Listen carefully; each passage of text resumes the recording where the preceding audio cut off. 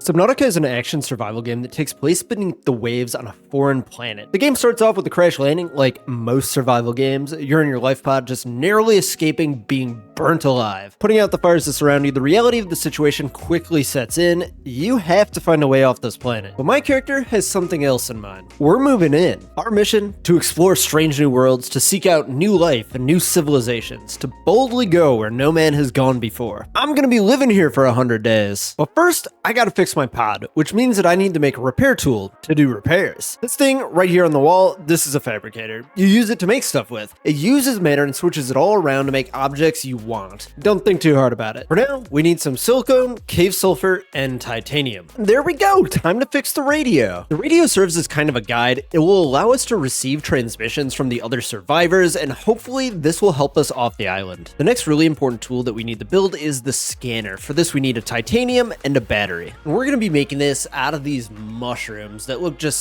super sick at night. And with that, we have our scanner. The scanner is super important because it serves two different functions. It will allow us to scan the local wildlife, which will then inform us more about the planet, and it will also allow us to scan equipment that we find on the seafloor, which will then allow us to build that equipment. Basically, this is how you advance in the game. First things first, swimming around is incredibly slow. We're going to be able to go deeper and cover much more ground once we have a vehicle, and the first vehicle that we're going to get is the Sea Glide. We hang on to this one behind it, and it's just going to zip us on through the water. All I need is one more fragment. Boxes like these usually have a fragment inside of them. This is the mobile vehicle bay, which we do need in the future, but that's not what we're currently looking for. There it is. And would you look at that? Looks like we have a message on our radio. Life Pod 3 in trouble? Don't mind if I do. Who would have guessed? Everybody's dead. And I get back home and we have yet another message. Looks like we have another pod to save. Before we head on over there, I'm gonna build the mobile vehicle bay just because we picked up those blueprints earlier, and I think the thing that we're gonna get at this next one is gonna be our first actual vehicle that we get inside of. We're in a new biome here. It's got a ton of red grass, and with new biomes comes likely new equipment here. Yep, we got the laser cutter coming up next. Yeah, scratch that. We ain't saving shit. But what we did get is our first sea moth fragment. This is the sea moth. It's gonna be our first submersible, or our first little submarine. It's super duper fast, and I cannot wait to get my hands on this. By the way, I should explicitly mention, because I don't think I did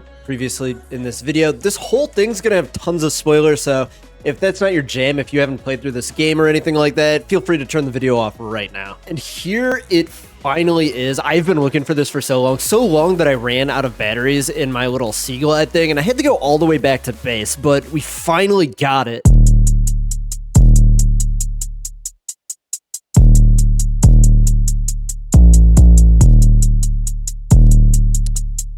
Well, that's not great. So before we go ahead and make our first vehicle, we're gonna have to make a habitat builder. While this life pod is nice for the time being, we really do need a base. I need more storage. We need the ability to charge up our batteries. Home sweet home. She's not much, but she is mine. We got a little 2-unit here. We got 4 solar panels up at the top. Solar panels are the only power source that we currently have. They're not very good, but they're gonna get the job done at this stage of the game. Inside, I have most of my fabrication basics covered here. We can just stop using the life pod entirely and just use this base now. Plus, I've started to do storage. I have some big building plans later in the game, which means that we need to start stockpiling materials immediately and just continue to do so throughout the rest of the story. And at long last, I'm gonna finally build the sea moth. Look at the little robot boys go. Boys, she is beautiful. Now I am definitely ready to go check on all those distress calls. But on the way, I found this little laser cutter fragment. This is the last one that we need. And the laser cutter is going to be really important because it's going to let us access parts of the Aurora, like this shipwreck right here, which is going to hold valuable blueprints for other things that we do need. Okay, enough of that. Let's get after it.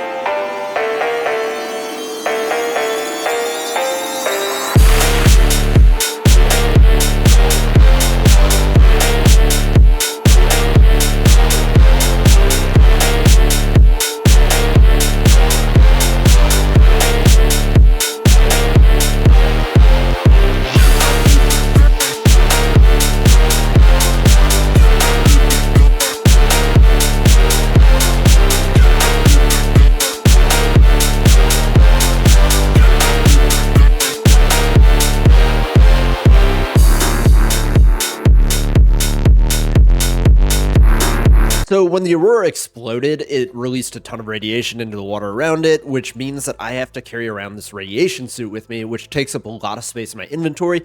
Super annoying. Next step, turn that shit off. Well, here we are. We enter in on that side. The backside where all the engines are over this way is super duper dangerous. There are some big bad guys over there.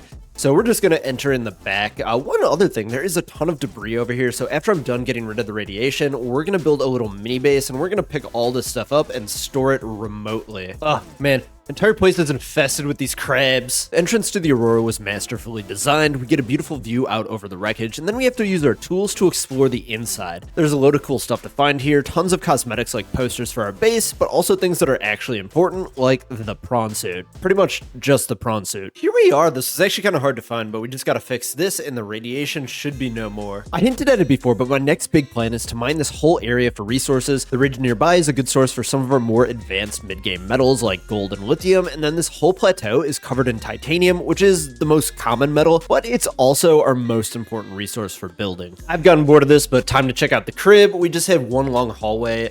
This whole right side is completely full of titanium and just other miscellaneous stuff. This one is full up to right here, so yeah, I had 3 more to go, but I'm bored of this, so time to move on. Well, it looks like we do have a ship coming in to save us. We have 40 minutes, which is like approximately like a day, maybe a little bit more than an in-game day to get on over there. It is marked on here. It's kind of hard to see when we're inside of the base, but I got a few little errands to run in here, and then we'll head on over there. Okay, it looks like we have 25 more minutes before those guys come to save me, and I did get this other little message from the radio to come to this Aurora rendezvous point on dry land. Let's check that one out first. Land ho! Long story short, the Aurora, that big crash ship that we explored earlier, was coming to pick up these people called the Gazi.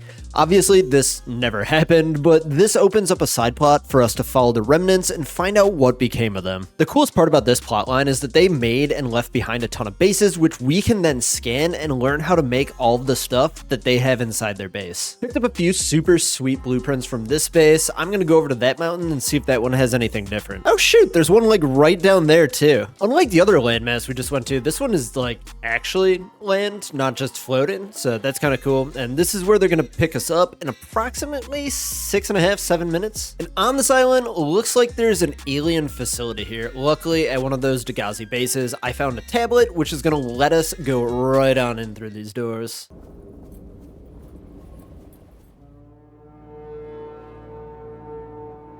Touching down in 10, 9, 8. It's coming from the building? Change course. Set thrusters to full.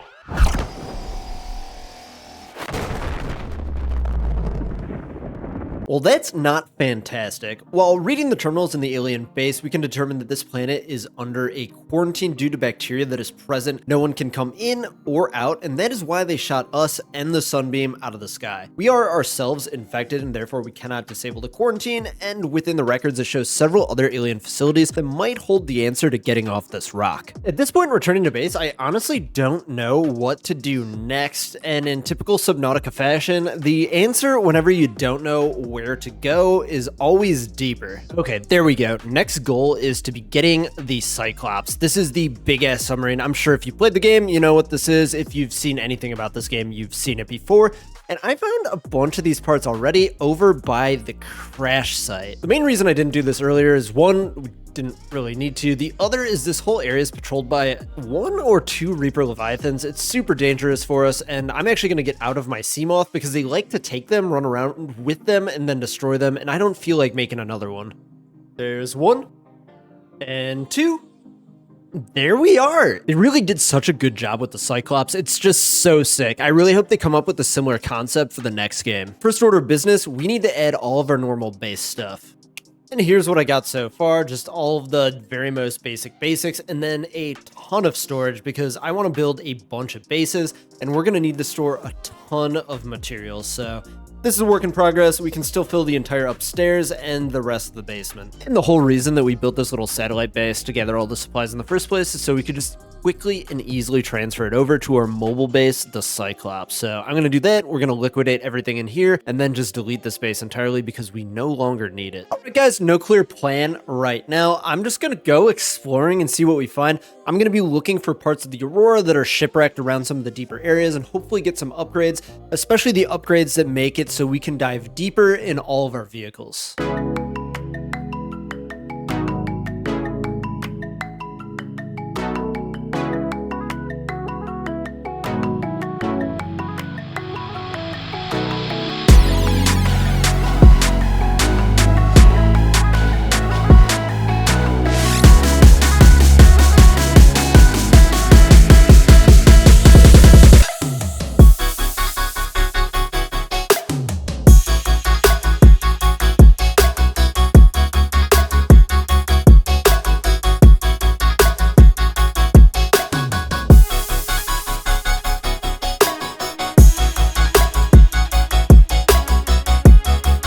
And with that latest find, we're actually able to build the depth module for our, what's it called, the Seamoth here. Now with that next upgrade, our Seamoth can go down to 500 meters, so we can actually go explore this one without the big ass ship. It's going to give us a lot more mobility, and we're just going to be able to do it much more quickly. I found the life pod, but most importantly, I found the entrance to the Lost River. This is my favorite area. It's my favorite biome in the game. I'm going to do a whole section on it later, but this is super important to us right now because this is going to give us the materials that we need to advance further in the game and build our prawn suit. Welcome to the Lost River. This is my favorite biome in the game, and it's one of the deepest areas, and it exists entirely in a cave. Along the bottom of this cave, there is this strange liquid. I don't know what it is, but it looks cool. There's loads of monster fish in here and several ghost leviathans that we do have to avoid. The caves are also littered with the fossilized remains of creatures from the past, which is probably why I like it so much. It's really just a cool vibe in here. I always make a point to make a base in here because I just love the way this looks. With that being said, let's do a little base tour. For this video, I didn't really want to go all out on this base because this is meant purely to be utility. I have other plans for other bases, and I've just done a base down here just so many times. I'm going to be liquidating this one eventually after we finish in this area. We got our moon pool, which is important for keeping our power cells charged and for building upgrades for all of our vehicles, a fabricator to process materials. Processing material uses a ton of power, and I don't currently have a way to charge my Cyclops, so I built this in here so that we can just do it here and use the thermal energy. I built an aquarium and put in 2 Oculus so they can breed and create a sustainable food source. I don't want to have to run around and just keep on getting fish. And upstairs, I have a small viewing area and a water purifier to make sure that we have fresh drinking water. Those of you with a sharp eye might have noticed this recipe that's been pinned on my screen for the past forever. That first little blue crystal,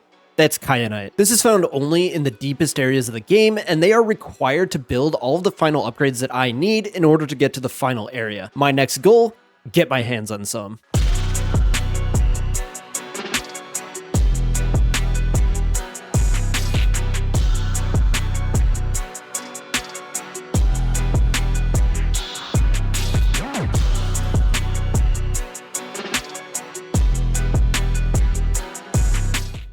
Sweet, that one load should give us everything that we need. Okay, first thing on the agenda is the Cyclops thermal reactor module. What this does is it makes it so that our Cyclops charges whenever things get really warm. The warmer it is, the faster it charges. As you can see, I was pretty low on energy, but since we are so deep and right next to a thermal vent, you can see that energy slowly ticking up. Next, I want to make the next Cyclops depth module, but to do this, we need to take off the current one. So the Cyclops is going to sustain heavy damage while I go and make this. I just got to do it really fast before the whole ship explodes. Sweet, that's everything we need. Let's explore the rest of this cave. As much as I want to do another montage, let's do a quick plot synopsis instead. We find out that the aliens who built all of this stuff around here were looking to find a cure to the bacteria which now infects us. They trapped this massive creature down in a tank in a castle of lava in order to extract a secretion from it which cures the bacteria. The only catch is that they have to hatch the Sea Emperor's eggs in order to get it, and only the mother has the key to do so, and she doesn't very much like being trapped in a cage. We go in, open a portal for her children to escape, and literally save the whole planet in the process. Alright, we finished the game basically. What's the game plan? I'm moving into here, not in this base though. We're gonna build some better ones. I got some awesome building plans in my mind right now.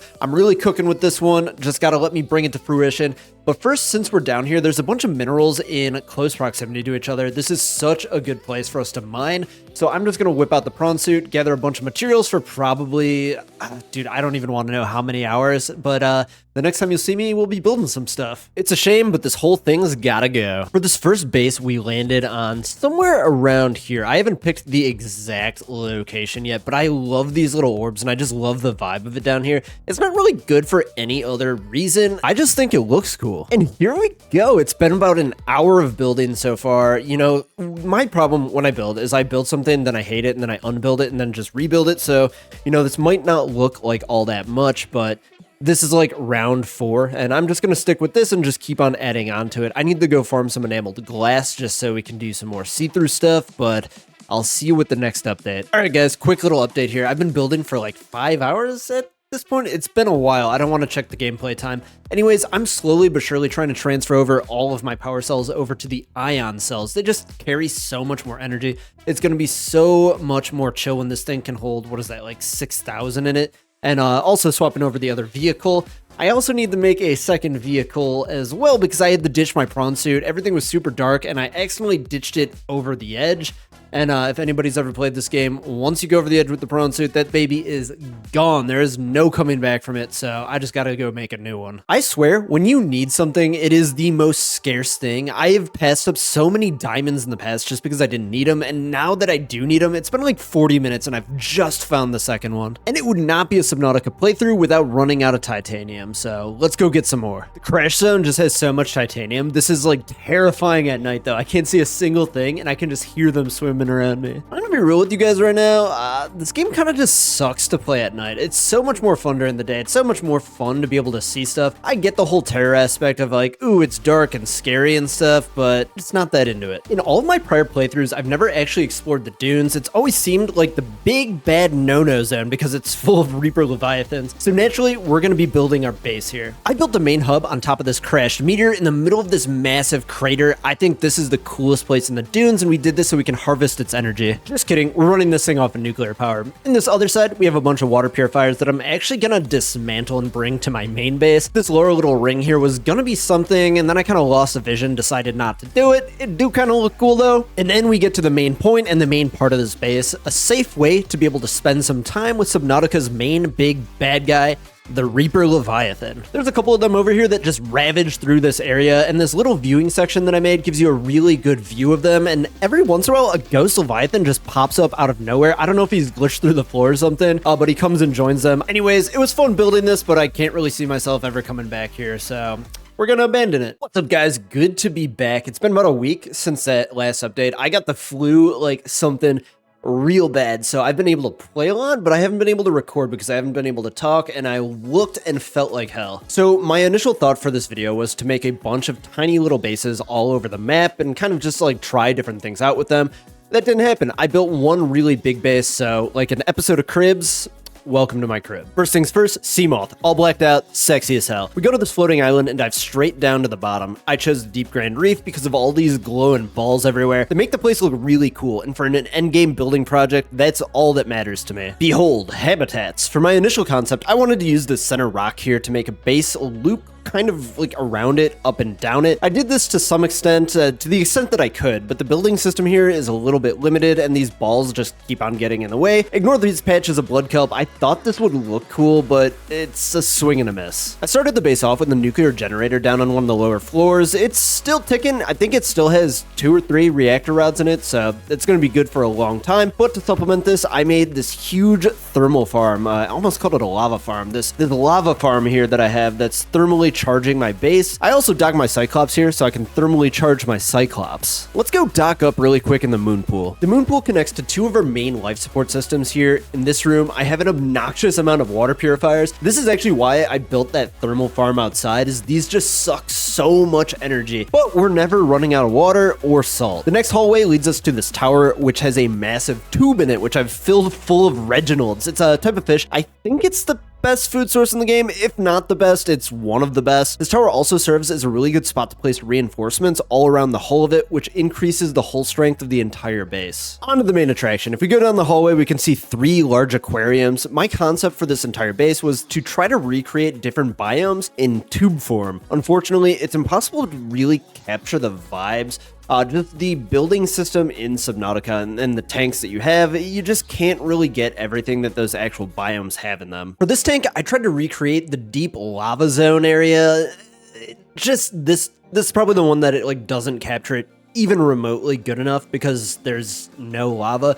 Also, I know there's like none of these plants in there anyways, but you know, I got some lizards, I got all the red fish. What can you ask of me? So this one initially was going to be the bulb zone, but it kind of just turned into more of a like color-coded vibe. I initially hated this one, but I'm kind of starting to dig it. And we got the kelp forest. This is the only one that actually like kind of turned out all right. And the reason for that is that the kelp glows and gives it all this like greenness to it. And I think it just looks way better than the other ones, and it's just way more immersive. Tried to put in as many observation areas as possible just because it looks sick as hell down here. Like seriously. On the lower level, I made a big room with 2 enclosures. With the big room, the enclosures themselves are twice as wide. I want to see if this would give a more immersive effect, and to an extent, it does, but really not by much. This first habitat is the jelly shroom cave, complete with a ton of these eel boys who got infected by the alien bacteria. And in this one, I just like the way that the kelp made the other one glow, so I did it again and I filled it full of these manatee guys. Then the last part of the base that I actually care to show you about is this massive glass walkway. I absolutely love this feature. I love these see-through little hallways, and I made a really long one. What better to enjoy the landscape than through a gigantic tube? Anyways, guys, there was a few more experiments that I tried to film after this. They didn't work. There's certain things, like you can't build a moon pool outside of the water. I want to try to jump my sea moth up into it, so then like when I could undock, it would like splash down. I thought that'd be really cool. Doesn't work. Can't build it in midair. That sucks. Anyways, thank you guys for coming along for this journey, at least the bits of the journey that I did show you. There was a ton of more things that I tried that didn't work out, but that's kind of just how these things go. Let me know if you do want to see all of the different like weird little failures and different little ideas that I do try in these. I cut them out just because it didn't really flow super nicely or anything, but if you are interested in that, let me know down in the comments section below. Like the video, subscribe to the channel, and I'll see you guys in the next one.